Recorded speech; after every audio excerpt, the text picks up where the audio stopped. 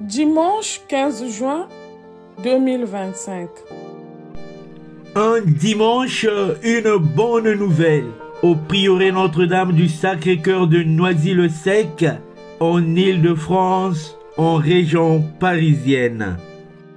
Et la bonne nouvelle de ce dimanche repose sur la puissante parole de Jésus-Christ qui stipule: allez donc enseigner toutes les nations, les baptisant au nom du Père et du Fils et du Saint-Esprit. Matthieu au chapitre 28, le verset 19. Une catéchèse biblique facile présentée par Franceline Ngoma-Pef. C'est parti!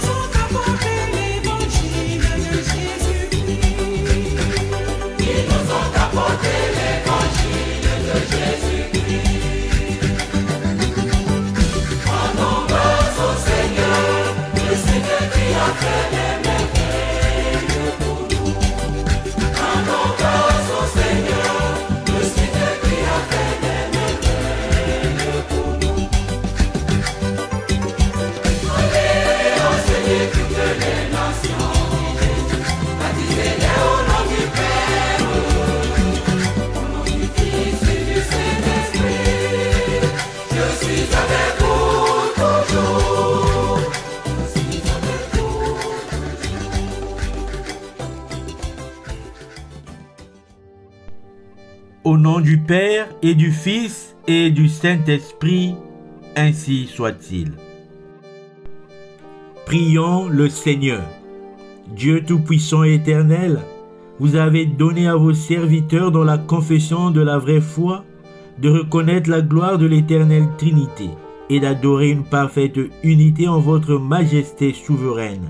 Faites, nous vous en prions, affermis par cette même foi, nous soyons constamment munis contre toutes les adversités. Par Jésus le Christ notre Seigneur, ainsi soit-il. Vous êtes bénis, Seigneur, vous qui contemplez les abîmes et qui êtes sur les chérubins. Vous êtes bénis, Seigneur, dans les firmaments du ciel, et vous êtes louables dans tous les siècles.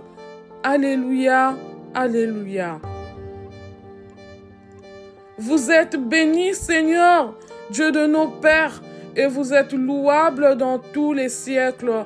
Alléluia. Daniel 3, 55 à 56.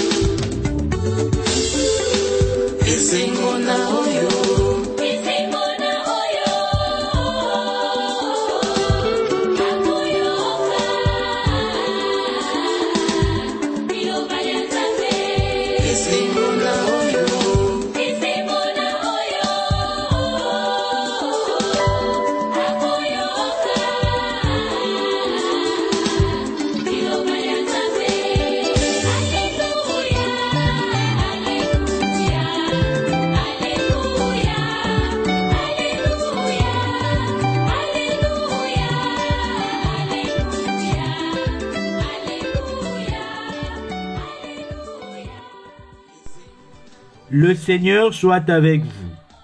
et avec votre esprit. Proclamation de l'évangile de Jésus-Christ selon saint Matthieu. Gloire à toi, Seigneur. Suite du saint évangile selon saint Matthieu, au chapitre 28, les versets 18 à 20. En ce temps-là, Jésus dit à ses disciples, « Toute puissance m'a été donnée dans le ciel et sur la terre. Allez donc enseigner toutes les nations, les baptisant au nom du Père et du Fils et du Saint-Esprit, et leur enseignant à observer tout ce que je vous ai commandé. Et voici que je suis avec vous tous les jours jusqu'à la consommation des siècles. »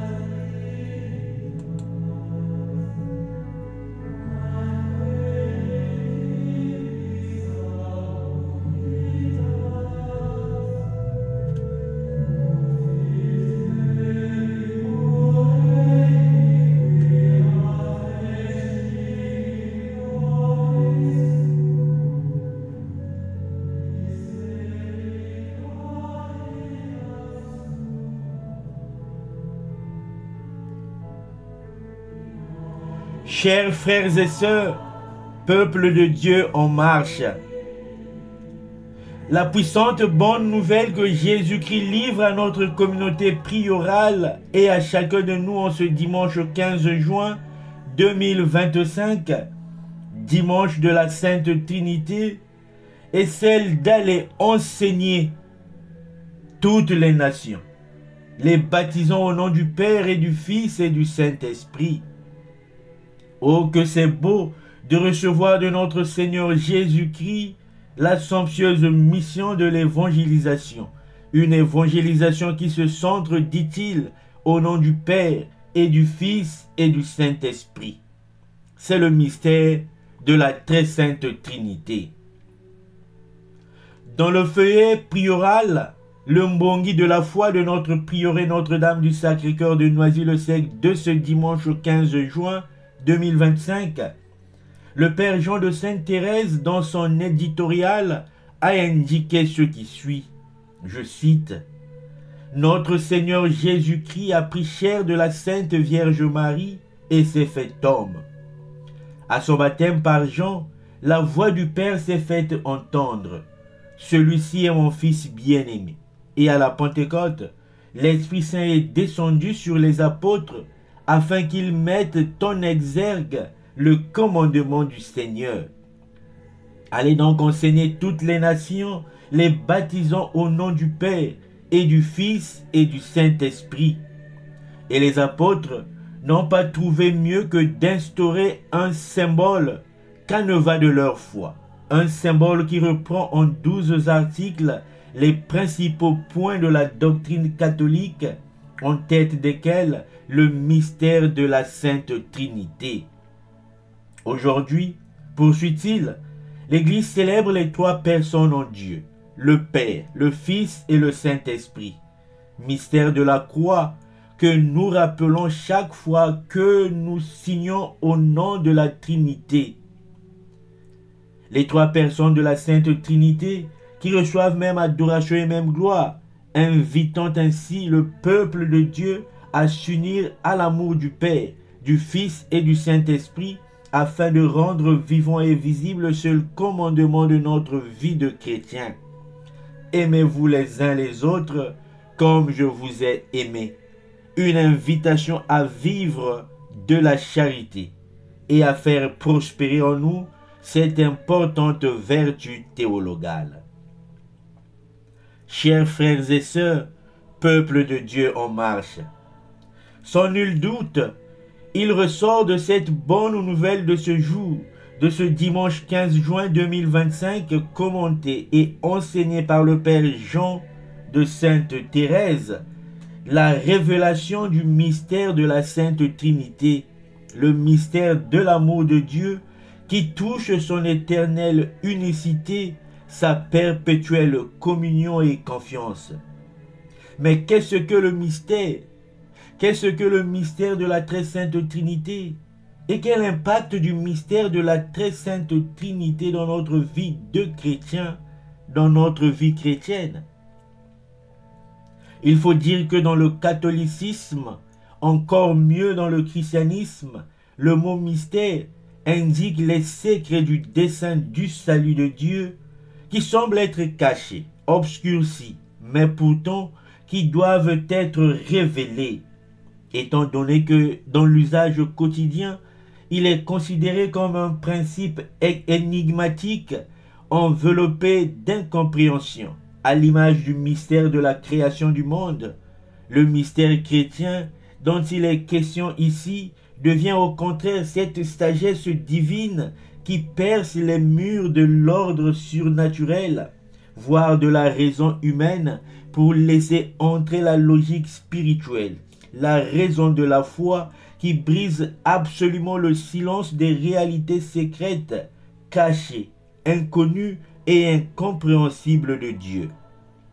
À ce titre, le mystère de la Sainte Trinité qui semble être difficile à comprendre trouve à travers cette sagesse divine de toute éternité, alimentée par les rayons de la foi, les pistes d'une connaissance éclairée, d'une éventuelle compréhension, non pas peut-être en entière totalité, du fait que notre entendement humain nous en empêche.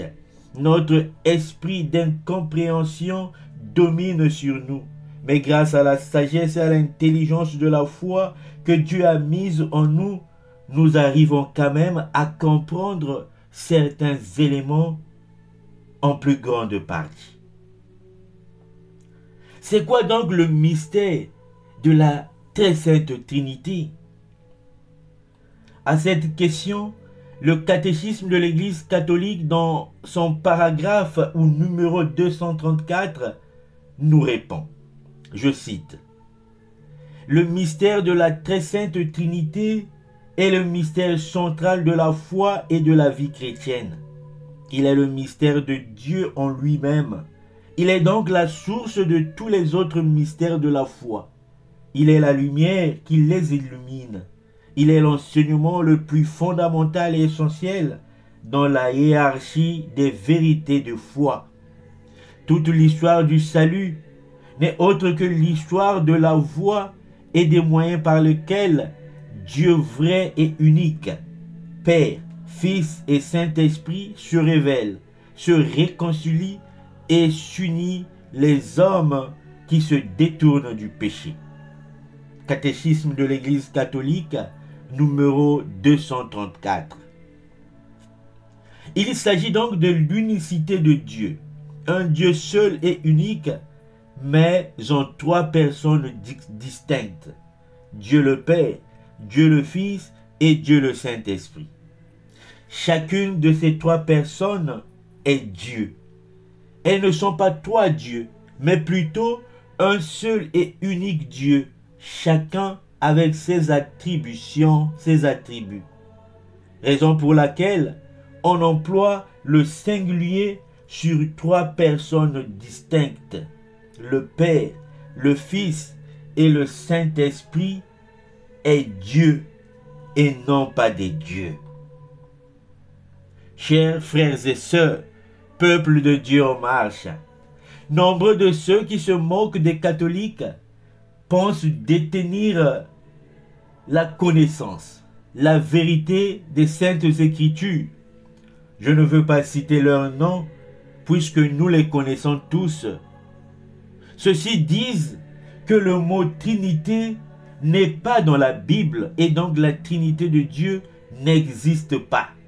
C'est une fausse vérité et croyance des catholiques, des orthodoxes et des protestants.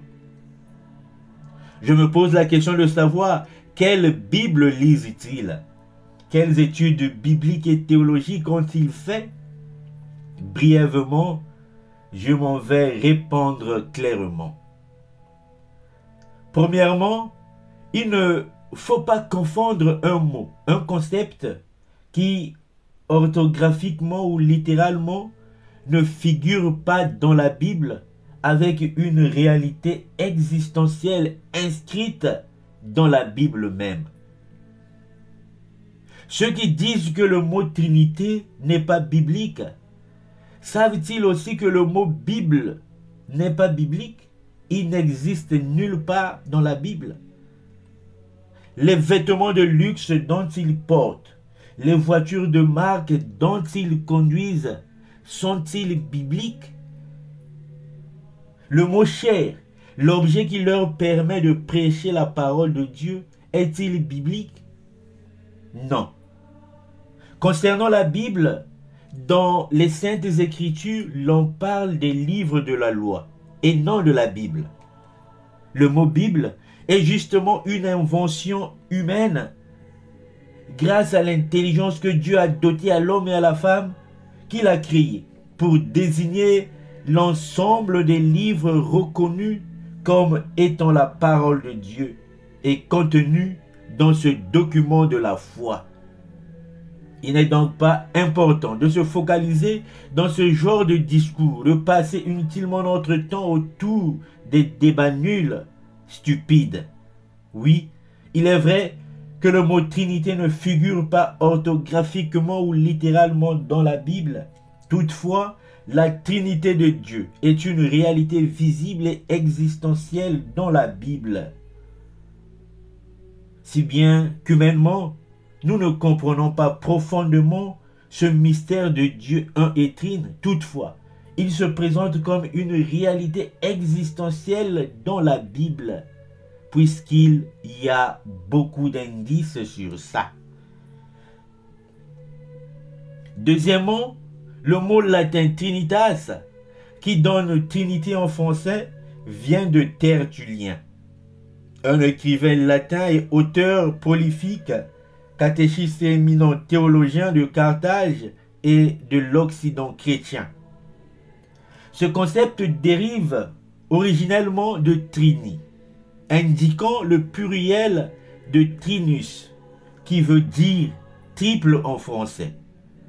Ainsi, cherchant à désigner l'amour unitaire de Dieu le Père, de Dieu le Fils, de Dieu le Saint-Esprit, qui en fait centralise le contenu biblique, Tertullien parle et développe le concept de la Trinité, c'est-à-dire le concept de la réunion ou de la liaison de trois personnes distinctes dans une seule divinité, une divinité unique sans séparation. Le Père est dans le Fils et dans le Saint-Esprit. Le Fils est dans le Père et dans le Saint-Esprit. Le Saint-Esprit procède du Père et du Fils. Les latins diront filioque. Autrement dit, le Saint-Esprit ne procède pas du Père seul, mais du Père et du Fils selon la vision théologique catholique.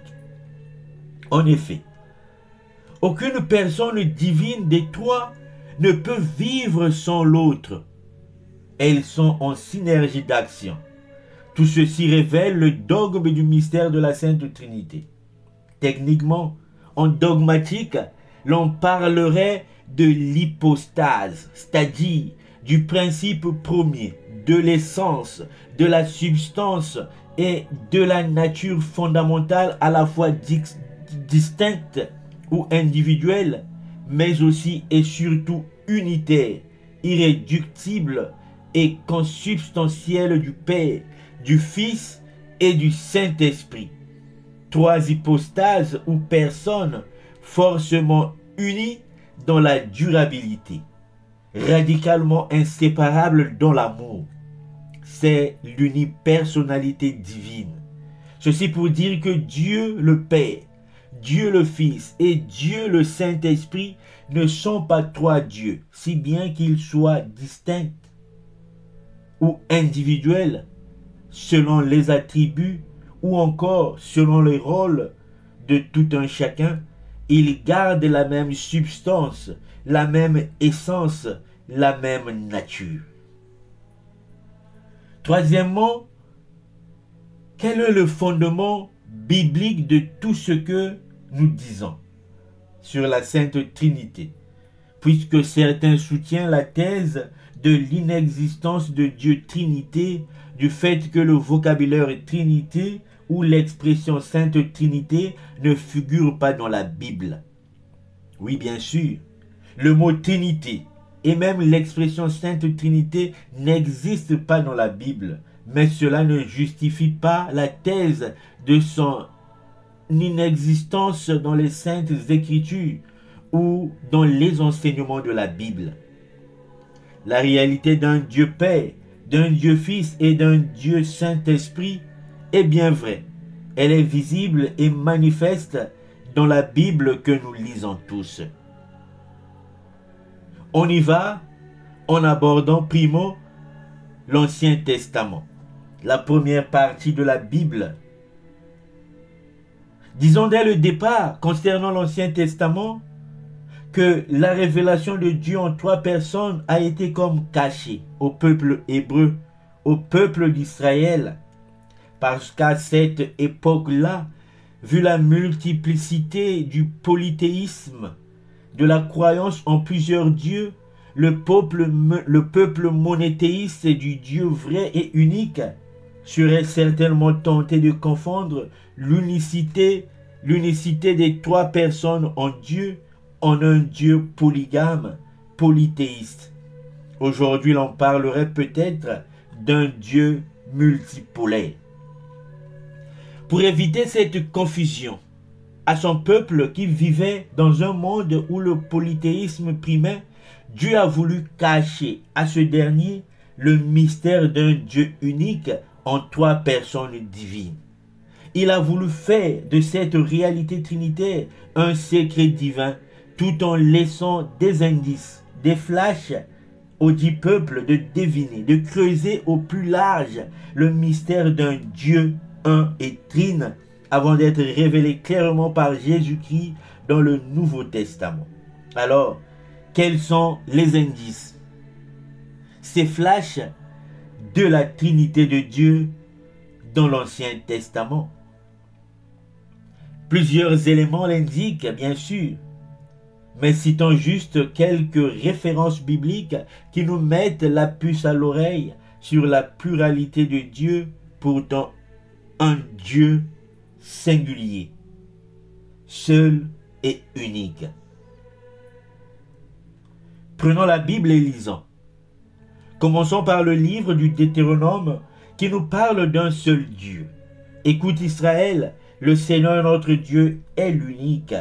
Deutéronome 6, le verset 4. Là, nous sommes tous d'accord, car il n'y a qu'un seul Dieu qui règne dans les cieux. Il y a un seul Dieu qui règne dans les cieux. Prenons maintenant le livre de la Genèse qui nous parle de la pluralité de Dieu. Dieu au pluriel. Dieu dit: faisons l'homme à notre image selon notre ressemblance. Genèse 1, le verset 26. Poursuivons, le Seigneur Dieu déclara: voilà que l'homme est devenu comme l'un de nous par la connaissance du bien et du mal. Genèse 3, le verset 22. Plus loin, il dira: allons, descendons, et là, embrouillons leur langue, qu'ils ne se comprennent plus les uns les autres. Genèse 11, le verset 7. Dans un autre texte du livre de la Genèse, l'on peut sous-entendre l'existence de la Trinité de Dieu que les pères de l'Église appellent la préfiguration de la Trinité. Dans ce passage biblique, il est question de 3 visiteurs considérés comme des anges qui sont apparus à Abraham au chêne de Mambré. Lisons. Au chêne de Mambré, le Seigneur apparut à Abraham qui était assis à l'entrée de la tente. C'était l'heure la plus chaude du jour. Abraham leva les yeux et il vit 3 hommes qui se tenaient debout près de lui. Dès qu'il les vit, il courut à leur rencontre depuis l'entrée de la tente et se prosterna jusqu'à terre. Il dit: Mon Seigneur, si j'ai pu trouver grâce à tes yeux, ne passe pas sans t'arrêter près de ton serviteur. Permettez que l'on vous apporte un peu d'eau, vous vous laverez les pieds, et vous vous étendrez sous cet arbre. Je vais chercher de quoi manger, et vous reprendrez des forces avant d'aller plus loin, puisque vous êtes passé près de votre serviteur. Poursuivant, le texte dit: Le voyageur reprit: Je reviendrai chez toi au temps fixé pour la naissance, et à ce moment-là, Sarah ta femme aura un fils. Or, Sarah écoutait par derrière à l'entrée de la tente. Genèse au chapitre 18, mais nous avons juste lu le chapitre, les 10 premiers chapitres, versets. De quoi s'agit-il dans ce texte?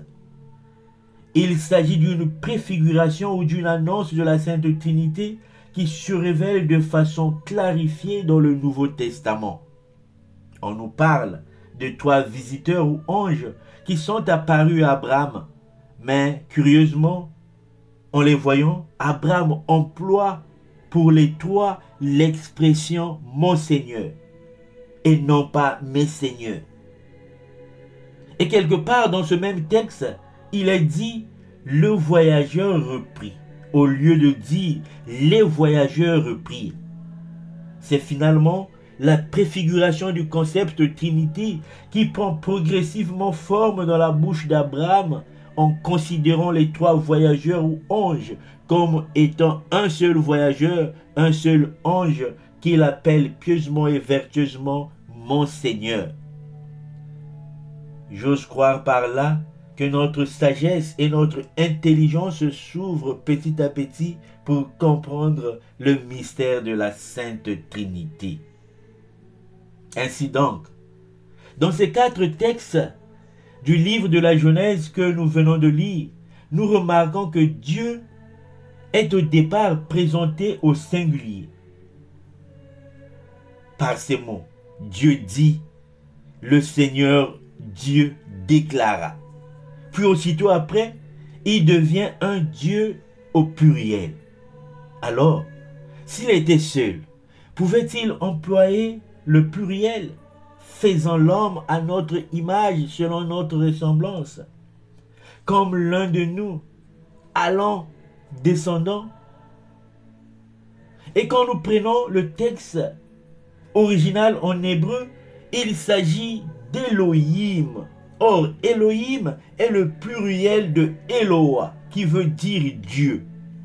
De ce fait, pourquoi Eloah, Dieu au singulier, un Dieu unique, un Dieu seul, dit-on, peut-il devenir Elohim, Dieu au pluriel, dans son action ou dans ses actions?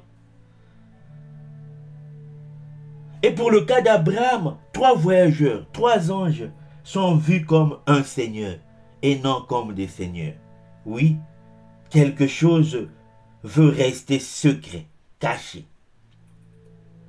Mais au fond, si bien que les 3 personnes en Dieu ne sont pas clairement précisées dans l'unicité de Dieu dans ces textes bibliques, toutefois nous pouvons comprendre qu'un message nous est adressé s'agissant de Dieu. Et quel est ce message? C'est le message de la connaissance de Dieu. Savez-vous ce qu'il y a en Dieu? Il y a 3 personnes en Dieu, mais il y a un seul Dieu qui règne dans les cieux. Savez-vous ce qu'il y a en Dieu? Il y a 3 personnes en Dieu, mais il y a un seul Dieu qui règne dans les cieux. Cependant, n'oublions pas que dès les premières pages de la Bible, l'on citait déjà le souffle de Dieu qui planait dans les eaux. Genèse au chapitre 1er, le verset 2. Or, ce souffle de Dieu n'était que le Saint-Esprit de Dieu. Ceci pour souligner que dès le commencement, il y a eu la présence de la troisième personne en Dieu, et donc de la troisième personne de la Sainte Trinité, qui n'est autre que le Saint-Esprit. Nous ne pouvons pas nous limiter à la présence de la troisième personne en Dieu, ou bien de la Trinité Sainte lors de la genèse du monde, sans parler de la deuxième personne divine, Dieu le Fils, Jésus-Christ. À ce sujet, Jésus lui-même affirme en parlant d'Abraham, « Amen, Amen, je vous le dis, avant qu'Abraham fût, moi je suis. » Cela s'identifie à la présentation de Dieu à Moïse. « Moi je suis celui qui suis. » Exode 3, le verset 14. Plus loin, dans sa prière sacerdotale, Jésus dira au Père, « Et maintenant, glorifie-moi auprès de toi, Père, de la gloire que j'avais auprès de toi avant que le monde existe. » Jean 17, le verset 5. Suivant ces textes bibliques, il est donc clair de l'existence de trois personnes divines dans le corps divin. Si Dieu est la tête du corps saint de la divinité, le Fils est le tronc de ce corps saint et le Saint-Esprit représente les membres supérieurs et inférieurs de ce dit corps divin. Le tout forme un seul corps divin, une seule réalité divine, unique, pleinement liée et inséparable. Chers frères et sœurs, peuple de Dieu en marche. Si dans l'Ancien Testament, le mystère de la Sainte Trinité a été un secret divin, il a été caché au peuple hébreu. Il n'a pas été clairement exposé dans le Nouveau Testament. Par contre, Jésus-Christ l'a manifestement révélé. Premièrement, comme dans l'Ancien Testament, le Nouveau Testament reconnaît et affirme à son tour l'unicité de Dieu. Quant à manger ces viandes offertes aux idoles, le pouvons-nous? Nous savons que dans le monde, une idole n'est rien du tout. Il n'y a de Dieu que le Dieu unique.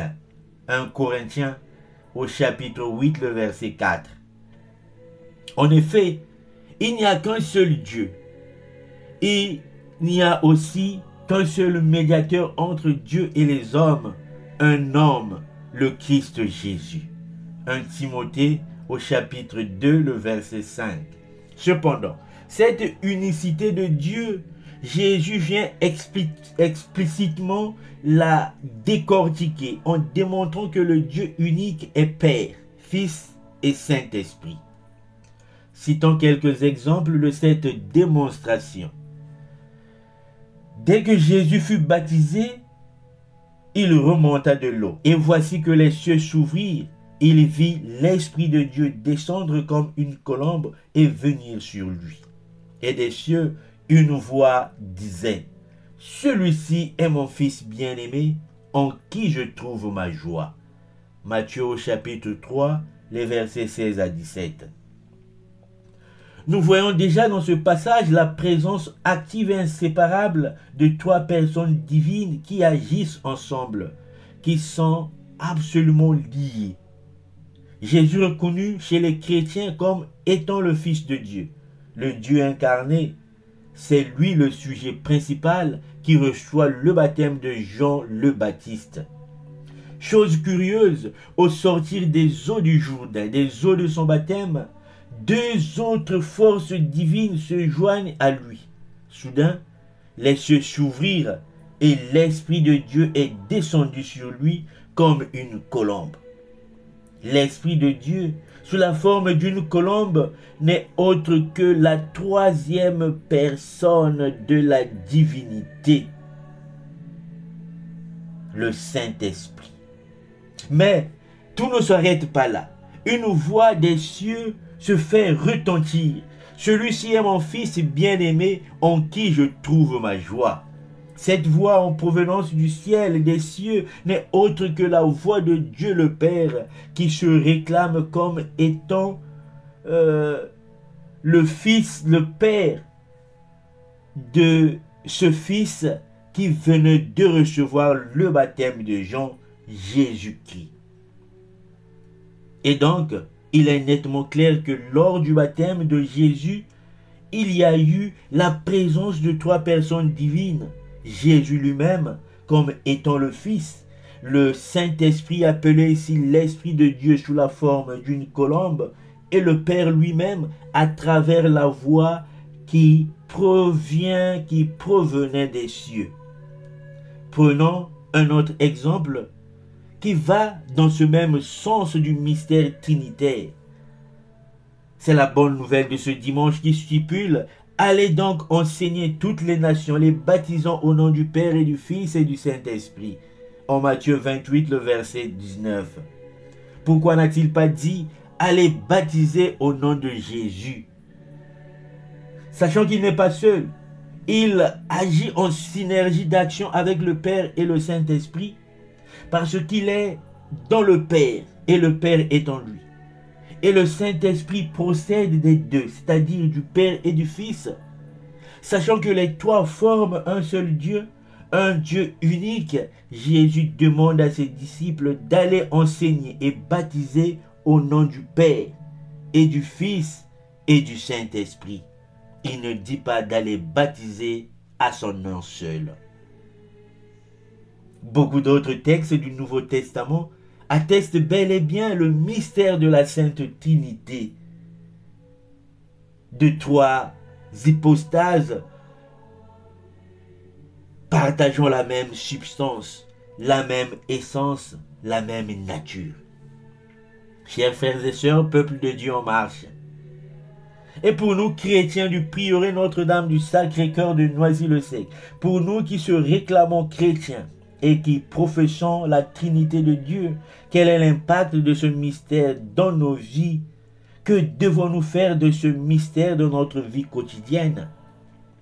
Retenons que Dieu est Trinité, même si ce mot n'est pas inscrit dans la Bible. Et cette Trinité de Dieu n'est autre que cet amour divin qui nous a créés pour qu'à notre tour, nous puissions aimer nos frères et sœurs à son image et à sa ressemblance. C'est-à-dire, comme les trois s'aiment en forment un seul tout, une seule personne et donc un seul Dieu. En somme, associés au mystère de la Sainte Trinité, par le canal de la deuxième personne en Dieu, Jésus-Christ, nous sommes tous appelés à devenir un comme Dieu est un. Évitons nos divergences, nos désunions, nos disputes, nos contradictions inutiles, notre haine, notre jalousie. Évitons de faire primer en nous le moi pour laisser la place au nous qui deviendra certainement un à l'image de la Sainte Trinité de Dieu. Oui, le plus beau cadeau que nous pouvons faire à notre Dieu, c'est de croire et d'appliquer quotidiennement l'amour de Dieu Trinité, du Dieu trois fois saint qui coexiste et qui est coéternel. Vivons de cet amour trinitaire qui est déjà en nous jour après jour.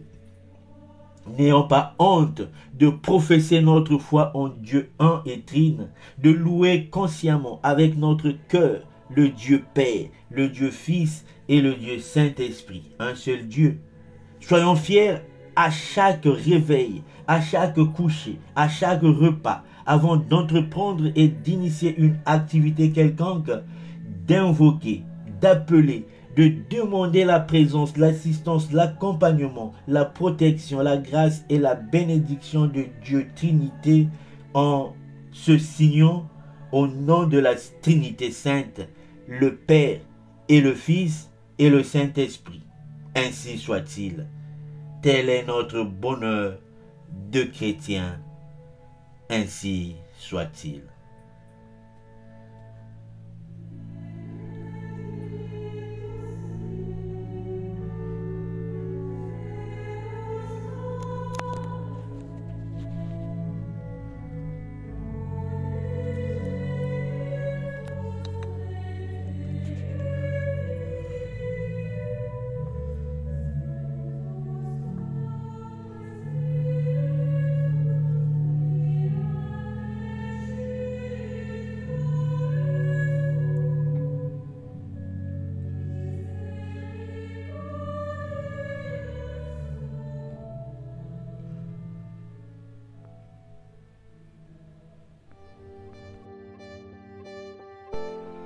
Et maintenant, chers frères et sœurs, peuple de Dieu en marche, soyez-en bénis au nom de la Trinité Sainte, le Père et le Fils et le Saint-Esprit, un seul Dieu.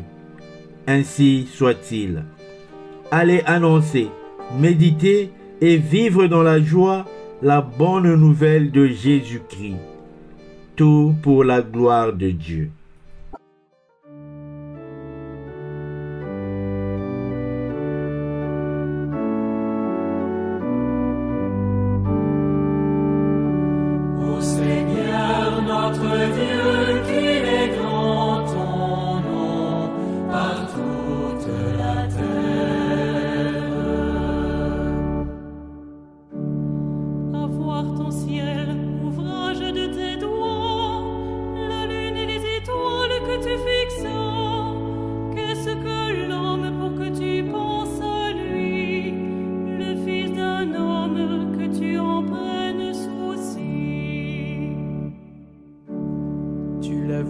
Un peu moindre qu'un Dieu, le couronnant de gloire et d'honneur, tu l'établis sur les œuvres de tes mains, tu mets toutes choses à ses pieds. Ô Seigneur, notre Dieu, qu'il est grand ton nom par toute la terre.